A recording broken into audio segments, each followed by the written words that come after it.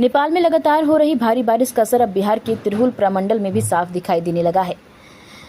बाढ़ का खतरा बढ़ गया है। नदियों का जलस्तर लगातार बढ़ने से नदी किनारे बसे गांव में लोगों की चिंता बढ़ गई है।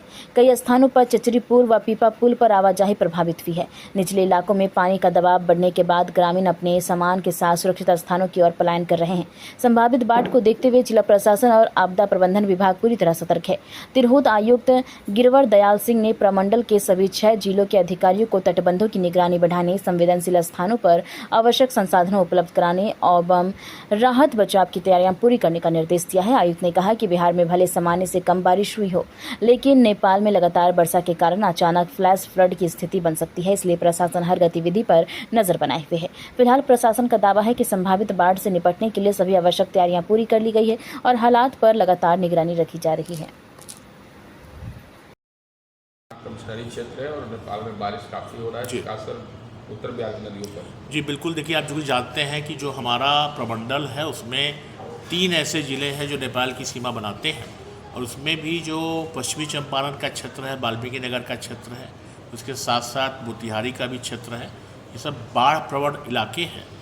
इतना ही नहीं, बहुत सारे जो हमारी नदी है बागमती, उसके कारण भी आप देखेंगे वैशाली में भी, गंडक के भी कुछ क्षेत्र ऐसे हैं जहाँ पर प्रॉब्लम्स हैं।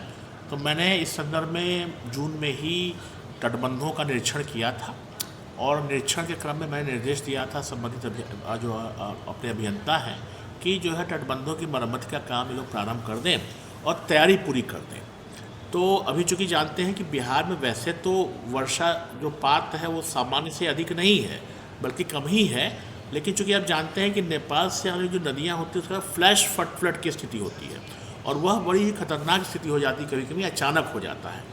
तो मैंने सभी जिला पदाधिकारियों को कहा है, इवन इसको जो है राज्य स्तर पर भी इस प्रकार की बैठक हो चुकी है, जिसमें कि इनको लगातार जो है सभी का निरीक्षण करने और विशेष रूप से तटबंधों का निरीक्षण करने, बैराज का निरीक्षण करने का निर्देश दिया गया है।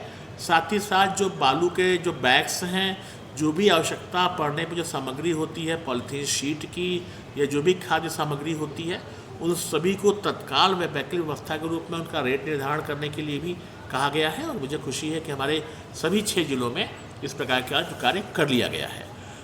मैं आपको बताऊं कि पूरा राज्य सरकार और विशेष रूप से हमारा जो प्रमंडल है, हम लोग सभी लोग जो है किसी प्रकार के भी बाढ़ से निपटने के लिए तैयार हैं और मुझे विश्वास है कि जो भी संबंधित अभियंता हैं वो लोग भी अपना कार्य कर रहे हैं और इस संदर्भ में हम लोग सभी निर्देश को दिया हुआ है।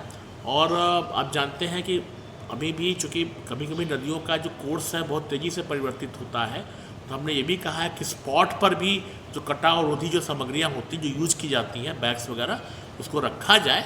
और मुझे विश्वास है कि हम लोग किसी प्रकार की भी जो आपदा है उससे निपटने के लिए हम लोग तैयार रहेंगे। अलर्ट मोड में। बिल्कुल बिल्कुल। क्या आप अपने बच्चों के बेहतर भविष्य का सपना देखते हैं? अब तो चाची और आसपास के ग्रामीण क्षेत्रों के युवाओं के लिए शिक्षा और रोजगार का सुनहरा अवसर ले आया है प्रीमियर ऋषिकेश ऑफ टेक्नोलॉजी।